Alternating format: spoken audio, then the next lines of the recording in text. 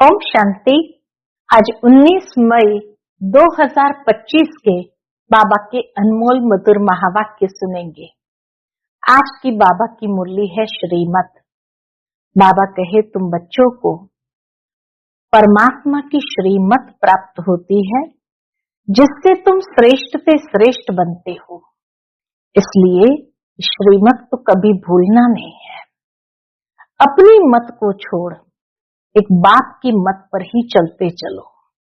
माया भुलाने का प्रयत्न करती है क्योंकि माया नहीं चाहती है कि हम परमात्मा की श्रेष्ठ मत पर चले और जीवन को श्रेष्ठ बनाए। तो बाबा कहे माया को परखते हुए उनकी बातों को दूर करते श्रीमत पर सदा चल करके सदा सेफ रहो। साथ ही बाबा कहे तुम बच्चे श्रीमत के आधार से ही पुण्य आत्मा बनते हो, और पुण्य आत्मा जब बनते हैं तो अपने ऊपर सावधान रहना जरूरी है कि हमारी कोई भी कर्मेंद्रिय से कोई विकर्म तो नहीं हो रहा है। हम श्रेष्ठ कर्म करते जा रहे हैं, सबको सुख देने का कार्य करते हैं। कोई ऐसा कर्म न हो जिसकी सजा 100 गुना प्राप्त हो जाए। तो इसीलिए बाबा कहे हर कदम में तुम बच्चों को सावधान रहना है। सुनते हैं आज के बाबा के अनमोल मधुर महावाक्य। ओम शांति। मीठे बच्चे, श्रीमत ही तुमको श्रेष्ठ बनाने वाली है, इसलिए श्रीमत को भूलो मत। अपनी मत को छोड़ एक बाप की मत पर चलो। आज की मुरली से प्रश्न है, पुण्य आत्मा बनने की युक्ति क्या है? उत्तर, पुण्य आत्मा बनना है तो सच्ची दिल से प्यार से एक बात को याद करो। दूसरी बात, कर्मेंद्रिय से कोई भी विकर्म न करो, सबको रास्ता बताओ। अपने दिल से पूछो ये पुण्य हम कितना करते हैं, अपनी चेकिंग करो। ऐसा कोई कर्म न हो जिसकी 100 गुना सजा खानी पड़े, तो चेकिंग करने से पुण्य आत्मा बन जाएंगे। ओम शांति। रूहानी बाप बैठ बच्चों को समझाते हैं। यह तो बच्चों को मालूम है कि अभी हम शिव बाबा की मत पर चल रहे हैं। उनकी है ऊंच से ऊंच मत। दुनिया ये नहीं जानती कि ऊंच से ऊंच शिव बाबा कैसे बच्चों को श्रेष्ठ बनाने के लिए श्रेष्ठ मत देते हैं। इस रावण राज्य में कोई भी मनुष्य मात्र मनुष्य को श्रेष्ठ मत दे नहीं सकते। मनुष्य कभी किसी को श्रेष्ठ मत दे ही नहीं सकते हैं। श्रेष्ठ मत देने वाला है एक ही परमपिता परमात्मा। तुम अभी ईश्वरीय मत वाले बनते हो। इस समय तुम बच्चों को पतित से पावन बनने के लिए ईश्वरीय मत मिल रही है। परमात्मा की श्रेष्ठ मत से ही हम पतित से पावन बनते हैं। अभी तुमको पता पड़ा है हम तो विश्व के मालिक थे। यह ब्रह्मा जो मालिक था उनको भी पता नहीं था। विश्व के मालिक फिर एकदम पतित बन जाते हैं। यह खेल बहुत अच्छी रीति बुद्धि से समझने का है। सतयुग से लेकर कलयुग अंत तक कैसे ये खेल चलता है, बाबा कहे उसको अच्छी रीति बुद्धि से समझने का है। राइट रॉन्ग क्या है, इसमें है बुद्धि की लड़ाई। इस खेल में समझने के लिए है बुद्धि की लड़ाई। सारी दुनिया है रॉन्ग, एक बाप ही है राइट। सच बोलने वाला, वह तुमको सचखंड का मालिक बनाते हैं, तो उनकी मत लेनी चाहिए। अपनी मत पर चलने से धोखा खाएंगे, परंतु वह है गुप्त। मत देने वाला है गुप्त, है भी निराकार। बहुत बच्चे गफलत करते हैं। क्या गफलत करते हैं? समझते हैं यह तो दादा की मत है, माया श्रेष्ठ मत लेने नहीं देती है, गफलत में ले आती है। ये तो दादा की मत है, श्रीमत पर चलना चाहिए ना। बाबा आप जो कहेंगे वह हम मानेंगे जरूर, ऐसी अपने साथ दृढ़ प्रतिज्ञा करनी है। परंतु कई मानते नहीं है, नंबरवार पुरुषार्थ अनुसार मत पर चलते हैं, बाकी तो अपनी मत चला लेते हैं। बाबा आए हैं श्रेष्ठ मत देने, ऐसे बाप को घड़ी घड़ी भूल जाते हैं। माया मत लेने नहीं देती, श्रीमत तो बहुत सहज है ना। दुनिया में कोई को ये समझ नहीं है कि हम तमो प्रधान है, मेरी मत तो मशहूर है। बाबा कहे मेरी मत तो मशहूर है। किसमें मशहूर है? श्रीमद् भगवत गीता में। बाबा कहे श्रीमद् भगवत गीता, भगवान अभी कहते हैं मैं 5000 वर्ष बाद आता हूं, आकर भारत को श्रीमत दे श्रेष्ठ से श्रेष्ठ बनाता हूं। बाप तो सावधान करते हैं, बाबा तो बच्चों को बात बात में सावधान करते हैं। बच्चे श्रीमत पर नहीं चलते, बाप रोज रोज समझाते रहते हैं। क्या समझाते हैं? बच्चों श्रीमत पर चलना भूलो मत। इन ब्रह्मा की तो बात ही नहीं। बाबा कहे ब्रह्मा की तो बात ही नहीं, उनकी बात समझो। किसकी? शिव बाबा की बात समझो। वही इन द्वारा मत देते हैं। ब्रह्मा बाबा के द्वारा मत देने वाला तो शिव बाबा ही है, वही समझाते हैं। खान पान खाते नहीं, शिव बाबा खान पान खाते नहीं, कहते हैं मैं अभोक्ता हूं। तुम बच्चों को श्रीमत देता हूं। नंबर 1 मत देते हैं कौन सी? बाबा की नंबर 1 मत है मुझे याद करो। दूसरी मत, कोई भी विकर्म नहीं करो। अपने दिल से पूछो कितना पाप किया है। यह तो जानते हो सबका पापों का घड़ा भरा हुआ है। इस समय सभी रॉन्ग रास्ते पर है। तुम्हें अभी बाप द्वारा राइट रास्ता मिला है। तुम्हारी बुद्धि में सारा ज्ञान है। गीता में जो ज्ञान होना चाहिए वह है नहीं, वह कोई बाप की बनाई हुई नहीं है। गीता कोई बाप की बनाई हुई नहीं है, यह भी भक्ति मार्ग में नोंद है। कहते भी है भगवान आकर भक्ति का फल देंगे। बच्चों को समझाया है। क्या समझाया है बाबा ने?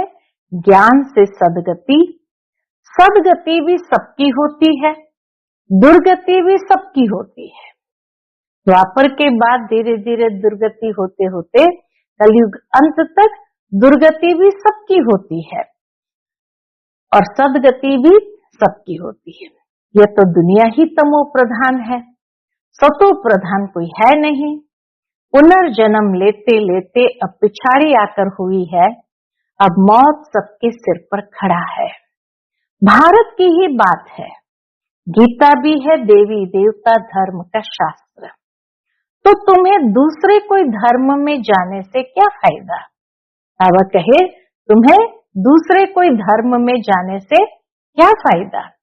हर एक अपनी अपनी कुरान बाइबल आदि ही पढ़ते हैं, अपने धर्म को जानते हैं। एक भारतवासी ही अन्य सब धर्मों में चले जाते हैं और सब अपने अपने धर्म में पक्के हैं। हर एक धर्म वाले की शक्ल आदि अलग है।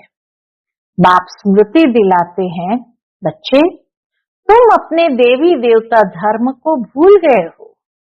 तुम स्वर्ग के देवता थे। हम सो का अर्थ भारतवासियों को बाप ने सुनाया है। बाबा ने हम सब बच्चों को हम सो का यथार्थ अर्थ भी बताया है। बाकी हम आत्मा तो परमात्मा नहीं है, यह बातें तो भक्ति मार्ग के गुरु लोगों ने बनाई है। गुरु भी करोड़ों होंगे। स्त्री को पति के लिए भी कहते हैं कि यह तुम्हारा गुरु ईश्वर है, जबकि पति ही ईश्वर है। फिर हे भगवान, हे राम क्यों कहती है? मनुष्य की बुद्धि बिल्कुल ही पत्थर बन गई है। यह खुद भी कहते हैं हम भी ऐसे थे। कहाँ वैकुंठ का मालिक श्री कृष्ण, कहाँ फिर उनको गांव का छोरा कह दिया है। श्याम सुंदर कहते हैं, अर्थ थोड़ी समझते हैं। अभी बाप ने तुमको समझाया है, जो नंबर 1 सुंदर वही नंबर लास्ट तमो प्रधान श्याम बना है। तुम समझते हो हम सुंदर थे फिर श्याम बने हैं। 84 का चक्र लगाए। अभी श्याम से सुंदर बनने के लिए बाप एक ही दवाई देते हैं। कौन सी दवाई देते हैं बाबा? एक ही दवाई है, मुझे याद करो। बाबा कहते एक ही दवाई है कि मुझे याद करो। तुम्हारी आत्मा पतित से पावन बन जाएंगी, तुम्हारे जन्म जन्मांतर के पाप नाश हो जाएंगे। इसी याद से ही पाप भी नाश होंगे। तुम जानते हो, जब से रावण आया है तुम गिरते गिरते पाप आत्मा बने हो। यह है ही पापात्माओं की दुनिया, एक भी सुंदर नहीं। बाप बिगड़ सुंदर कोई बना न सके। तुम आए हो स्वर्गवासी सुंदर बनने, अभी नरकवासी श्याम है, क्योंकि काम चिता पर चढ़ काले बने हो। बाप कहते हैं काम महाशत्रु है, इन पर जो जीत पाएंगे वही जगत जीत बनेंगे। नंबर 1 है काम, उनको ही पतित कहा जाता है। काम विकार के वश होना ही पतित बना है। क्रोधी को पतित नहीं कहेंगे, बुलाते भी है कि आकर पतित से पावन बनाओ। तो अब बाप आए हैं, कहते हैं ये अंतिम जन्म पावन बनो। जैसे रात के बाद दिन, दिन के बाद रात होती है, वैसे संगम युग के बाद फिर सतयुग आना है, चक्र फिरना है। बाकी और कोई आकाश में अथवा पाताल में दुनिया नहीं है। न कोई आकाश में दुनिया है, न पाताल में दुनिया है। सृष्टि तो यही है, सतयुग त्रेता द्वापर कलयुग यहाँ ही है। झाड़ भी एक ही है और कोई हो नहीं सकता। ये सब गपोड़े हैं जो कहते हैं अनेक दुनियाएं हैं। बाप कहते ये सब है भक्ति मार्ग की बातें। अब बाप सत्य बात सुनाते हैं। अब अपने अंदर देखो, हम कहाँ तक श्रीमत पर चल सतो प्रधान अर्थात पुण्यात्मा बन रहे हैं। सतो प्रधान को पुण्यात्मा, तमो प्रधान को पापात्मा कहा जाता है।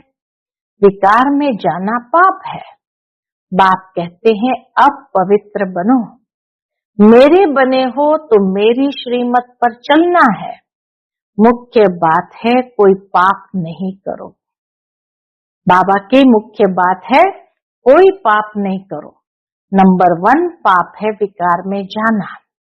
फिर और भी पाप बहुत होते हैं, चोरी चकारी ठगी आदि बहुत करते हैं। फिर बहुतों को गवर्नमेंट पकड़ती भी है। अब बाप बच्चों को कहते हैं तुम अपने दिल से पूछो हम कोई पाप तो नहीं करते हैं।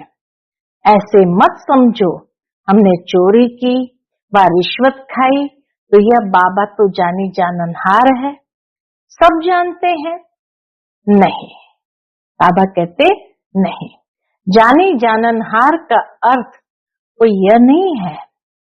अच्छा कोई ने चोरी की, बाप जानेंगे, फिर क्या? जो चोरी की उसका दंड 100 गुना हो ही जाएगा। वो तो कर्मों का हिसाब है।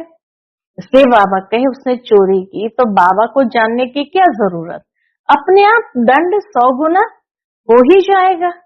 बहुत बहुत सजा खाएंगे, पद भी भ्रष्ट हो जाएगा। बाप समझाते हैं ऐसे अगर काम करेंगे तो दंड भोगना पड़ेगा।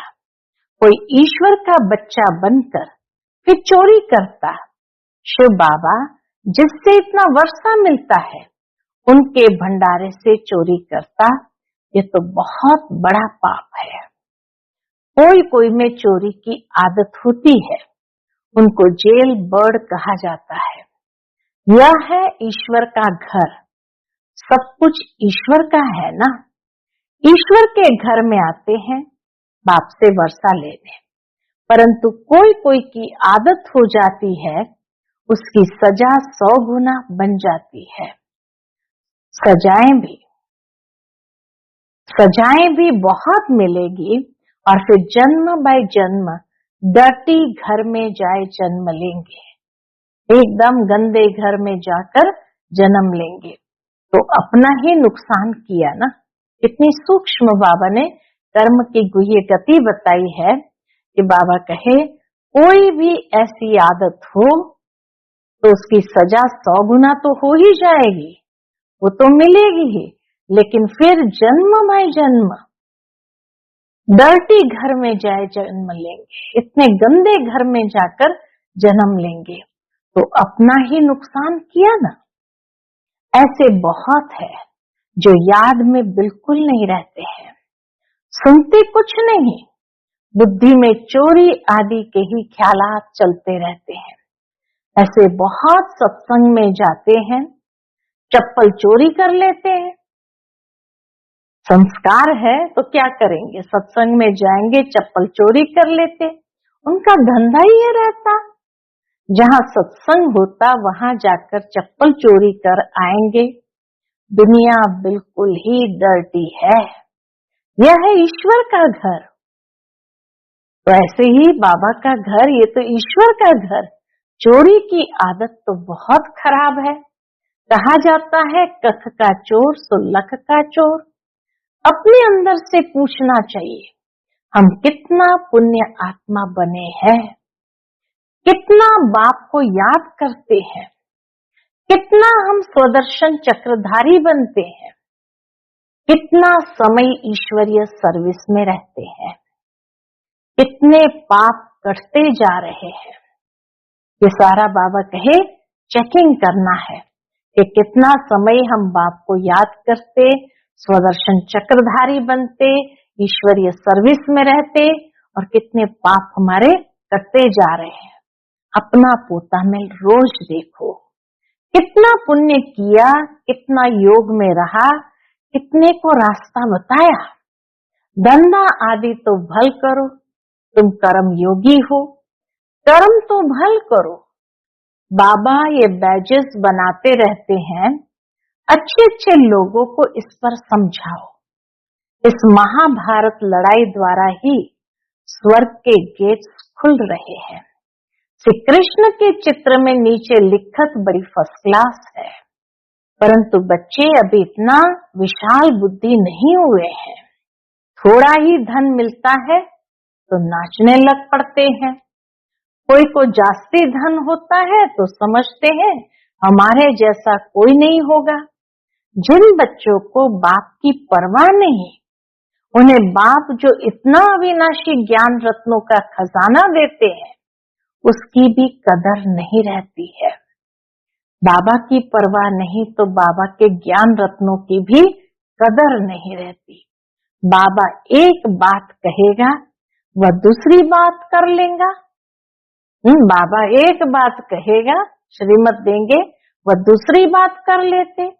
परवाह न होने के कारण बहुत पाप करते रहते हैं, श्रीमत पर चलते नहीं, फिर गिर पड़ते हैं।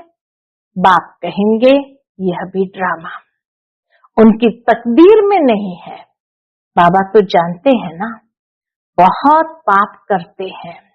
अगर निश्चय हो कि बाप हमको पढ़ाते हैं तो खुशी रहनी चाहिए। तुम जानते हो हम भविष्य नई दुनिया में प्रिंस प्रिंसेस बनेंगे, तो कितनी खुशी रहनी चाहिए।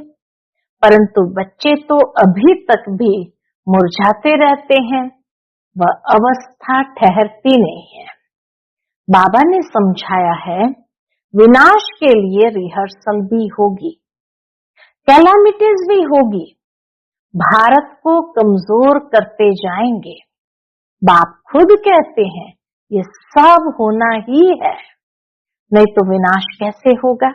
बर्फ की बरसात पड़ेगी, फिर खेती आदि का क्या हाल होगा। लाखों मरते रहते हैं, कोई बतलाते थोड़ी है। तो बाप मुख्य बात समझाते हैं, ऐसे अपने अंदर जांच करो। कैसे जांच करो? मैं कितना बाप को याद करता हूँ। बाबा आप तो बड़े मीठे हो, कमाल है आपकी, आपका फरमान है मुझे याद करो, तो 21 जन्मों के लिए कभी रोगी नहीं बनेंगे। ये बाबा का फरमान है। अपने को आत्म समझ बाप को याद करो, तो मैं गारंटी करता हूँ सन्मुख बाप तुमको कहते हैं, तुम फिर औरों को सुनाते हो। बाप कहते हैं मुझ बाप को याद करो, बहुत प्यार करो, तुमको कितना सहज रास्ता बताता हूँ पतित से पावन होने का। कोई कहते हैं हम तो बहुत पाप आत्मा है, कोई रियलाइज करते हैं, कहते हैं हम तो बहुत पाप आत्मा है। अच्छा फिर ऐसे पाप नहीं करो, मुझे याद करते रहो, तो जन्म जन्मांतर के जो पाप है वो इस याद से भस्म होते जाएंगे। याद की ही मुख्य बात है, इनको कहा जाता है सहज याद। योग अक्षर भी निकाल दो। बाबा कहे योग अक्षर भी क्या करो, निकाल दो। सन्यासियों के हठ योग तो किस्म किस्म के हैं, अनेक प्रकार से सिखलाते हैं। इस बाबा ने गुरु तो बहुत किए हैं ना, अभी बेहद का बाप कहते हैं इन सब को छोड़ो, इन सब का भी मुझे उद्धार करना है, और कोई की ताकत नहीं जो ऐसे कह सके। बाप ने ही कहा है मैं इन साधुओं का भी उद्धार करता हूं, फिर ये गुरु कैसे बन सकते हैं। तो मूल एक बात बाप समझाते हैं, अपने दिल से पूछो हम कोई पाप तो नहीं करते हैं।